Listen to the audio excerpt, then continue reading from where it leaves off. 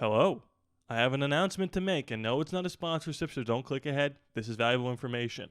This YouTube channel, ALLaBorde Raiders, officially has a hotline. I posted it on the community tab for this channel a couple days ago. Yesterday. It's in the Discord, and it is here on the screen. If you want this number, save it into your phone. Make sure it's titled ALLaBorde Raiders or whatever.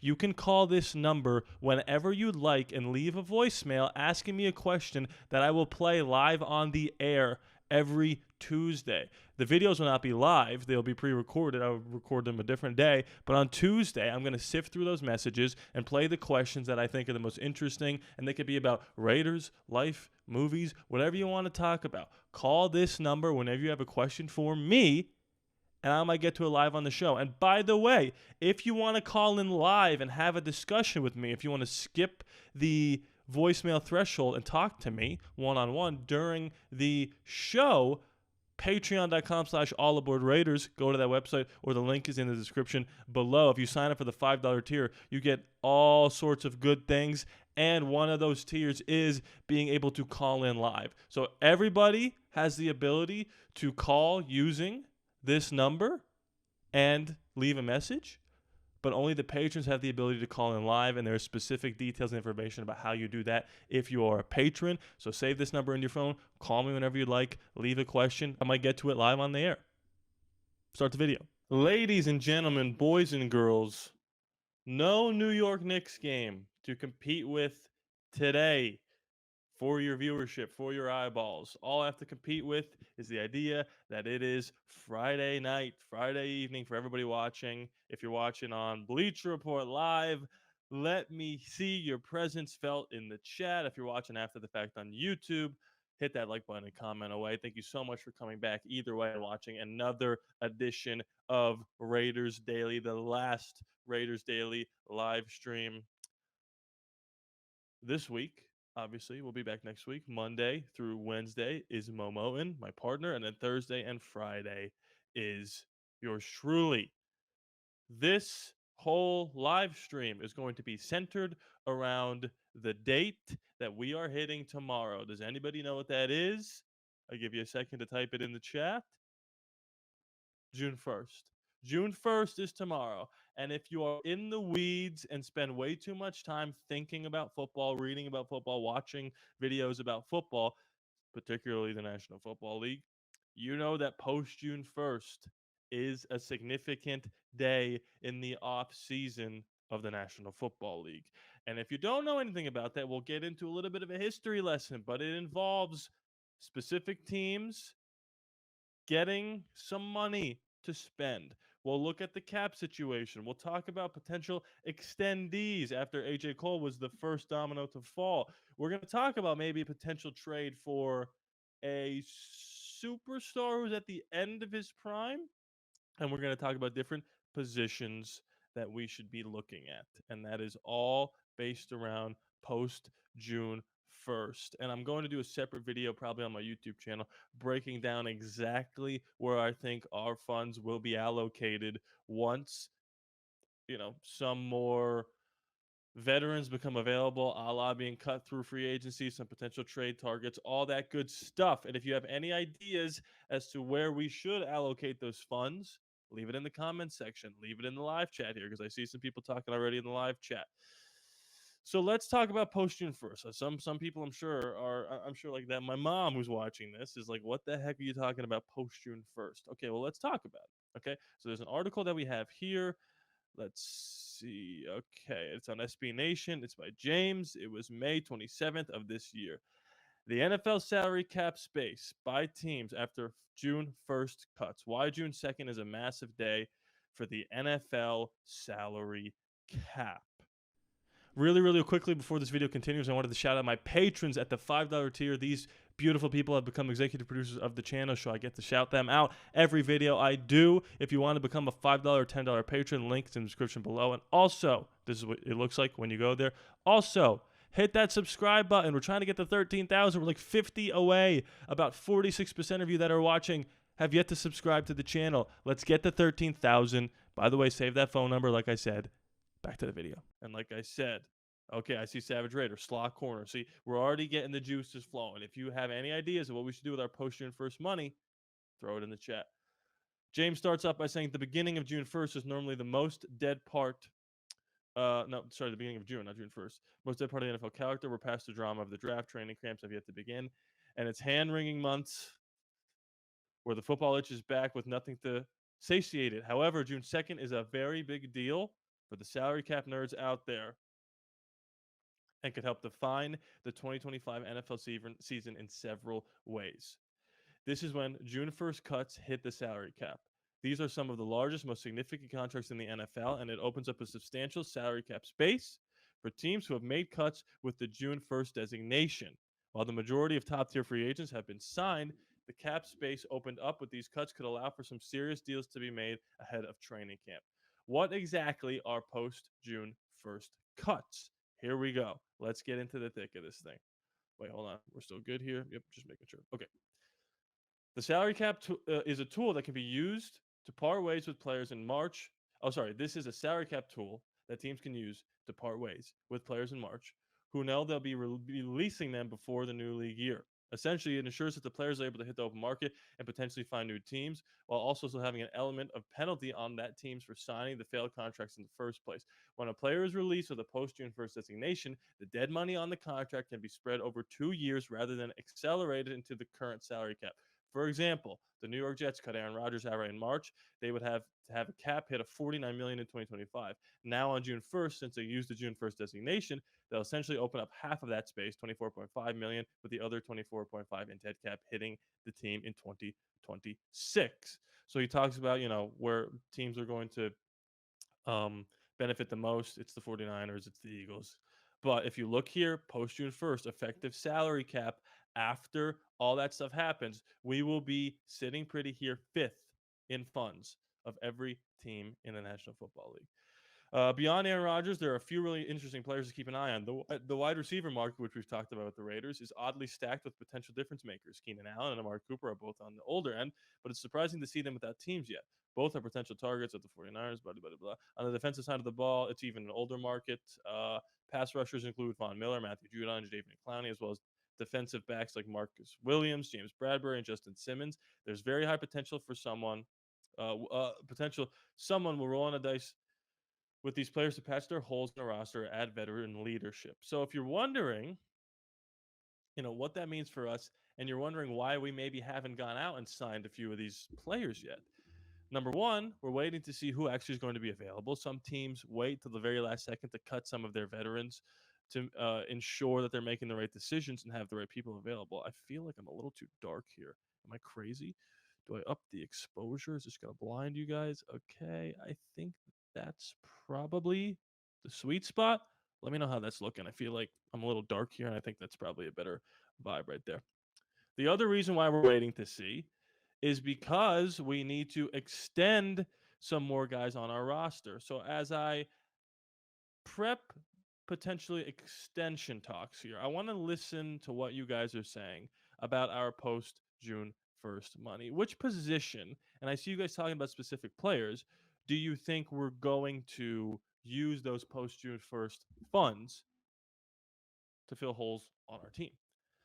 Right now, we got 67% leading with cornerback. And like I said, if you're watching after the fact on YouTube, make sure you're commenting away because I want to hear everybody's opinion. I'm seeing slot corner here. Feet says Kazir White and Mike Hilton, two people that I talked about. I think that was last week on Thursday or Friday. Take a chance on Jair Alexander. And maybe, again, with this post June 1st money that we're going to get, trades are another potential thing that we can talk about. And I'm going to talk about trades in a little bit here. But I do agree with you. For the longest time, I was thinking wide receiver on the free agent market. But the Keenan Allens of the world, the Amari Coopers of the world, have similar play styles to Jack Besh. And from all reports from OTAs, which doesn't mean much, but it's something. It's something to latch onto. Jack Besh is performing at least as advertised, right? So I don't think we're going to make a move for a possession wide receiver, a slot wide receiver.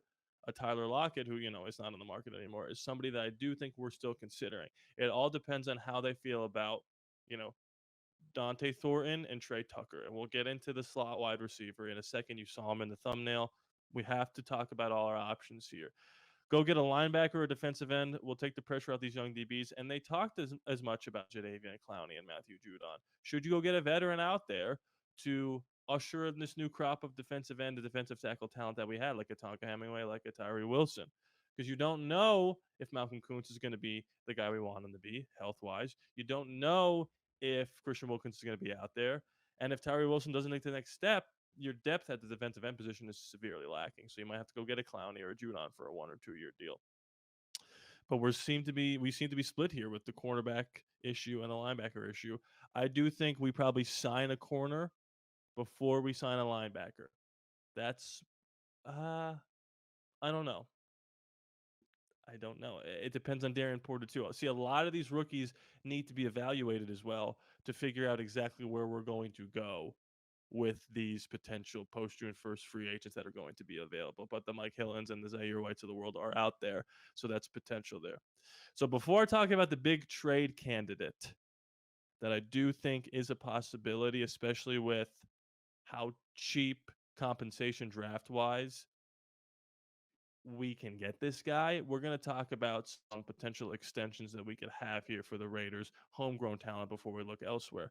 I'm happy to let Thornton, Besh, and Porter develop, but the back seven on defense concerns me. I agree. If we go linebacker, I'd see them trade for one rather than sign a free agent. Okay, Mike User, I don't hate that. If you're thinking about trading for a linebacker, I'd like to hear your thoughts. Who is that going to be? Who's an available linebacker that we can trade for? And if you're watching after the fact on YouTube, make sure you're commenting away on that as well. So let's discuss here some extension candidates, okay, before we get into a potential trade candidate on the offensive side of the ball. So we got an article here from Levi on Raiders Wire, excuse me. Raiders punter AJ Cole got his new deal. Who could be next up for the extension in Las Vegas? And he starts off by saying, let me make sure we're good here. Yep, we are good. Monday, the Raiders locked up punter AJ Cole on a new 4-year extension, making him the highest paid punter in the National Football League. Is he the highest paid punter of all time? I'd like to know that. Someone figure that out for me. Let me know. This is the second time this offseason the Raiders have used some of their considerable cap space to make one of their current players the highest paid at their position. The large portion of the of the Raiders' cap was used to make Max Crosby the highest paid non-quarterback in NFL history, at least for a few days before it was surpassed by Myles Garrett. I was going to say that. Crosby's new deal was about making him happy and keeping him around for years to come. Cole's deal was the latter, but it was also because Cole was entering his final year of the previous deal and he had no more guaranteed money left. That's why the team's best time for a team to hold on to the player they would like and would prefer to keep. Cole was one of several Raiders entering the final year of their deals with no guaranteed money left, but he isn't the only one deserving of a new extension. So here's where I want you guys to lock in and figure out with me who's going to be next in line to get an extension. So who could be next? Let's take a look. Tackle Colton Miller. Starting left tackle since his rookie season, Miller, he's one of the original Oakland Raiders. Miller is looking for a new long-term deal at his age of 29. He reportedly opted out of voluntary workouts early in the offseason, but was on hand for the start of OTA practices because he's just one of the best guys of all time. He could just be going about his business and ensuring he doesn't fall behind with the new staff, or perhaps they gave him some good faith assurances that something would be worked out. And I think I think it's the latter on that one as well. Either way, he has been the Raiders' best offensive lineman for years and at the very valuable position. Keeping him around on an extension would be smart. Jacoby Myers. Jacoby Myers entering his third season with the Raiders. He has a void year upcoming. Myers is a real team guy who's coming off his best season as a pro at the age of 28. He set career highs in both his season in silver and black with 8 touchdowns in 2023 and surpassing 1,000 yards with 0 drops. I just want to let everyone know that. Even if he isn't what one would consider a number one wide receiver, he is absolutely a solid number 2 who's willing to do the dirty work to help the team win. If the Raiders don't keep him around now, he will get snatched up next offseason. And last but certainly not least, Daniel Carlson. Hard to believe Carlson is going on 8 years as the Raiders' full-time kicker. Wait a second. Daniel Carlson's been our kicker for 8 years. What happened to time? That just really threw me for a loop. Is that true? I want to throw up. But we persevere and we press on. He's been one of the league's best kickers over that time. While he wouldn't quite be worthy of being the highest paid at his position, as the case with Cole. I don't know. He might be. It also wouldn't be. It wouldn't take a big pay bump to move him into the top three. Oh, that's funny. Currently, the highest paid kicker, Harrison Buckner, 6.4, Jake Elliott 6, and Cameron Dicker 5.5. Cameron Dicker makes 5.5. That's crazy. And with over 30 million in space, that's an easy amount to absorb. Okay, that really did just throw me off. That he's been our kicker for 8 years. Let's talk about it. And let's throw the poll out right here as we just discuss this in its entirety. Let's go down the list here. Jacoby Myers. Is Jacoby Myers a better player at his position than Colton Miller is? Wow. They're pretty similar, I would say. Who's more valuable to the team? I think right now, I don't know. This is tough. This is really hard. They're around the same age, similar productivity, like not top 10 at their position, but top. Colton Miller was probably top 10 at this position, but there's less good tackles than there are wide receivers. Jacoby Myers a top 20 wide receiver. That means he'd probably be close to a top 10-ish left tackle. I think if I had to guess, I would say Colton Miller gets his money before Jacoby Myers, with Daniel Carlson third.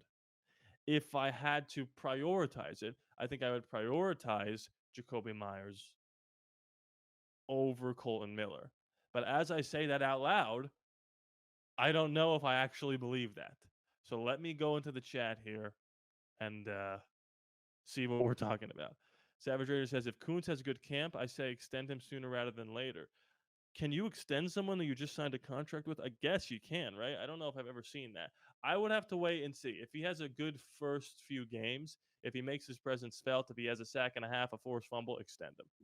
Extend him immediately. If he gets hurt again, he gets hurt again. He did not have an extensive history of being injured. So if he gets hurt again, well, then what are you going to do? It's like the Christian Wilkins of it all. He deserved the money. He was a good player, but he just keeps getting hurt. Extend Miller, Myers, and Carlson. Continuity means something. I think there's no doubt about that. You have to keep all three. You know, Jacoby Myers being the one decent thing that Josh McDaniels did. I guess finding our backup quarterback was the other decent thing he did. You have to get all three back, I think. No doubt about it. And Daniel Carlson is no slouch here. Similarly to A.J. Cole. It is a luxury to trot a guy out there for a 50-yard field goal and think for the most part, yeah, money in the bank. It's going in.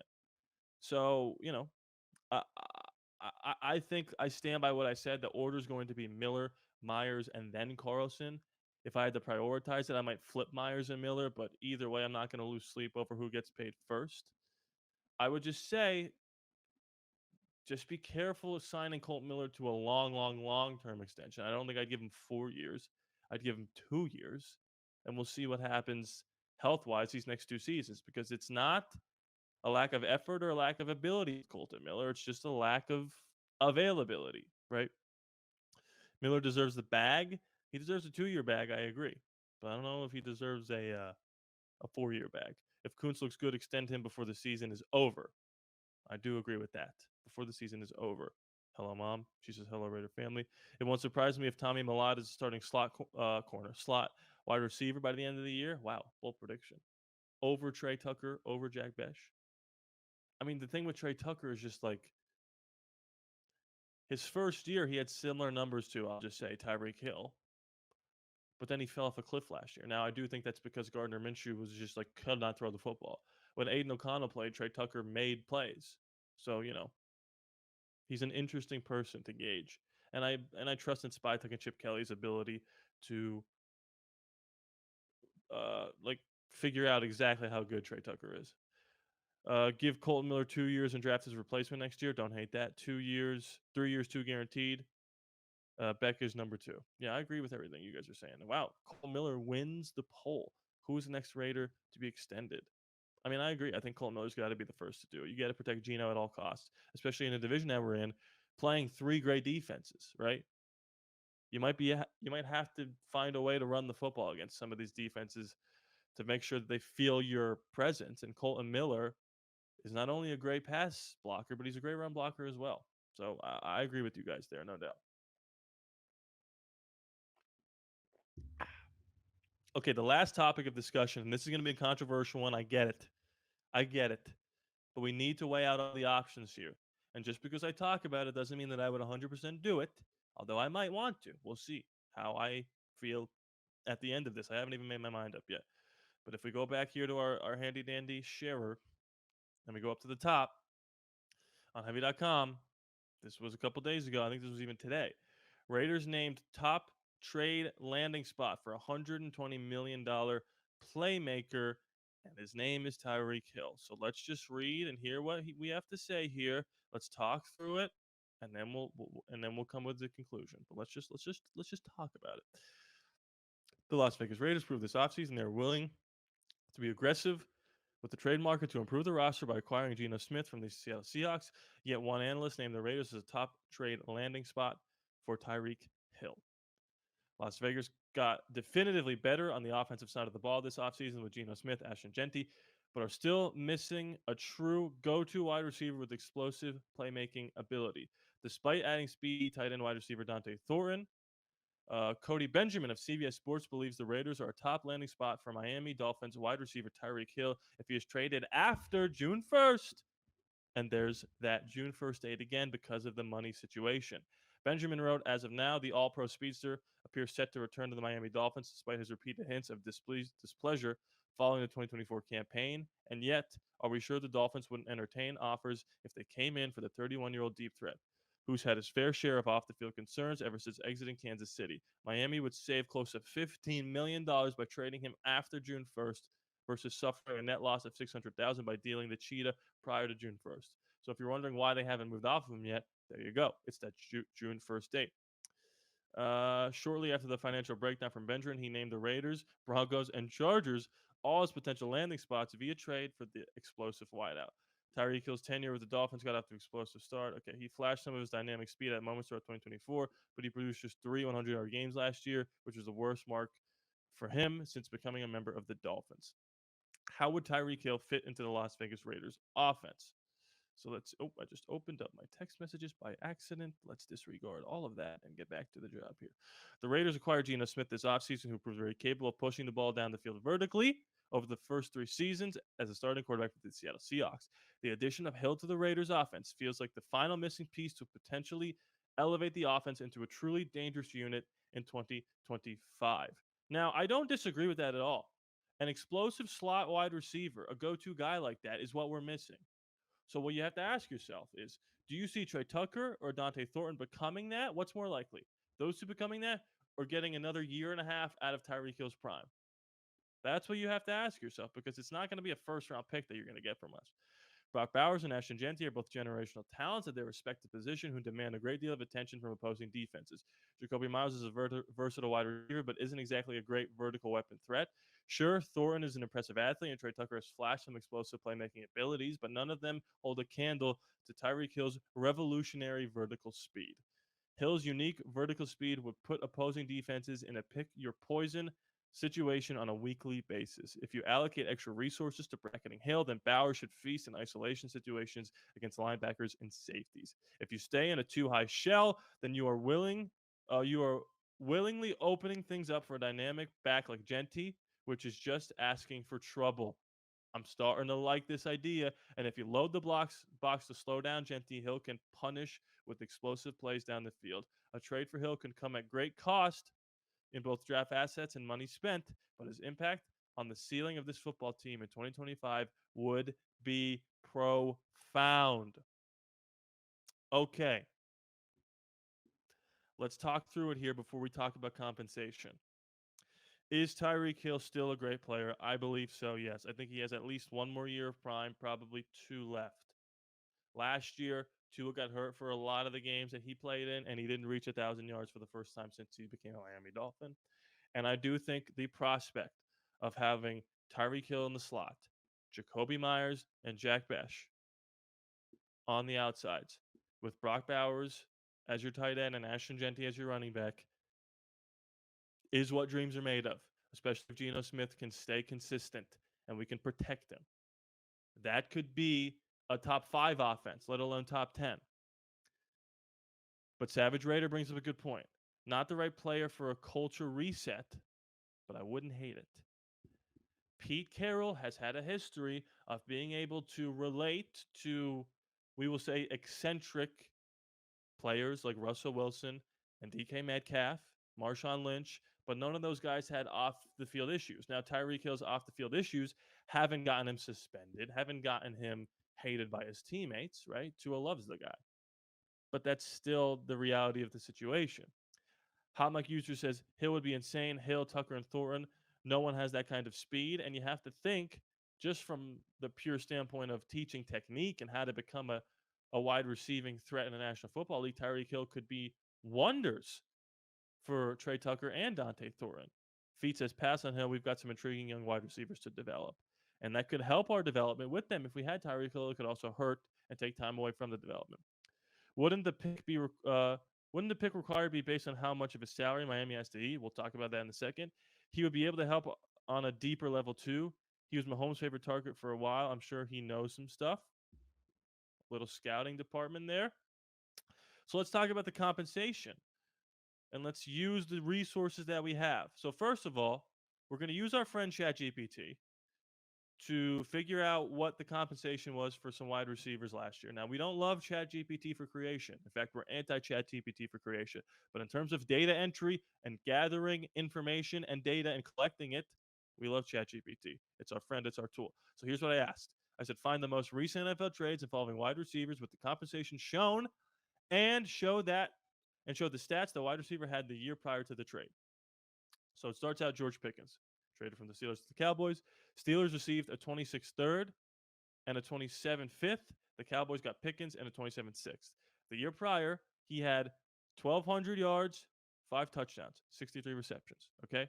Jerry Jeudy, the year prior to him being traded, he didn't even have 800 yards. He had 3 touchdowns. The compensation was a 5th round pick, 5th and the 6th round pick. Amari Cooper, the year prior to his trade from the Cowboys to the Bills, he had 1,000 yards, 9 touchdowns.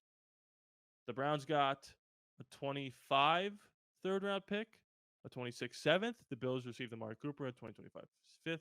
I think those are the 3 that you have to look at right there. So let's look at Tyreek Hill. Last year, he had 81 catches for almost 1,000 yards and 6 touchdowns. So he falls into that Amari Cooper, George Pickens type deal. And that was a third and that was a sixth, basically, right?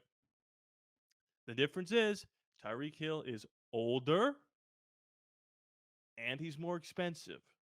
So I do not think the Miami Dolphins are going to get a 3rd round pick for Tyreek Hill unless they eat a significant chunk of that salary. So here's what I ask you. Would you trade a 3rd round pick for Tyreek Hill if Miami paid at least half of that salary? Or would you trade a 4th round pick for Tyreek Hill or a 5th round pick for Tyreek Hill if you have to pay him that full salary? These are all things to discuss. So let's just put this out here and see what people are saying. Feet says, I've got a feeling a Hill trade reeks of a Gruden move. That puts me out. I like Gruden, but his trades and draft picks stink. It does have the vibe of a Gruden move. But the difference is the people that are doing the moves are not John Spytek and Pete Carroll. They're John Gruden and Mike Mayock. And if you have Pete Carroll and John Spytek making those moves, it feels a little bit different, does it not? The move itself feels like a Gruden move. But if Pete Carroll and John Spytek think we should make this thing happen, I trust them a lot more than I trust John Gruden and Mike Mayock. And I'm of 2 minds of it. Like, this poll has a 50-50 outcome here. Make it happen and absolutely not. I just think that Pete Carroll is uniquely equipped to deal with eccentric personalities. And it's not like Tyreek Hill is a bad player or a questionable player. He's a great player. And now that you've got Geno Smith and you've got the run game presumably figured out, I just think the prospect of getting him for like a 4th round pick is intriguing. Like, what if the Denver Broncos trade a 4th round pick for him? That's another thing you have to consider. If the other teams that are trying to trade for him are within your division, do you block that from happening by getting him yourself and unlocking the potential of what this offense could be? I think it's just a question that you have to consider, and it's one that I'm leaning pull the trigger on. to be completely honest with you. But maybe I'm crazy, and maybe Dante Thornton or Trey Tucker puts all this to bed with their performances because Trey Tucker and Tyreek Hill had almost identical stats their rookie seasons. But Tyreek Hill's second year in the league, he exploded. Now, he had Alex Smith throwing the ball, which is a lot better than Gardner Minshew. And again, when Aiden O'Connell played in the Chiefs game, in the Saints game, in the Jags game, Trey Tucker was there. I mean, let's do this. Let's do this before we get on out of here. Trey Tucker stats. So I'm pulling up his stats here, and I want to see game by game. Okay, so we got Trey Tucker's regular season in 2024.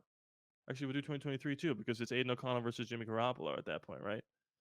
So let's do this. Oh, wait, hold on. Sorry. Stand by. I'm calling an audible. Oops. Hold on. We got his stats here. We're going to share them in one moment because this is what it comes down to. Does Trey Tucker quiet all the noise? Because I don't think Dante Thornton is going to right out the gate, right? So we got Trey Tucker in the 2024 regular season. Okay. All right. So look, this is the beginning of the year. Yeah. This is the beginning of the year. He had 2 receptions, 7 receptions, 5 receptions, 2 receptions, 3 receptions. When does Aiden O'Connell play? When does he start to play? It is around the Pittsburgh game, but then he gets hurt in the Rams game. So Trey Tucker had 1 decent game with Gardner Minshew here. He had 96 yards, right? Aiden O'Connell comes in and he plays against Kansas City here. Trey Tucker had 1 catch, but it was for 60 yards and it was a touchdown, right? And then in the Saints game, he had 8 targets. He only had 2 catches and 1 touchdown. So he's not really showing me a lot, even with Aiden O'Connell in here.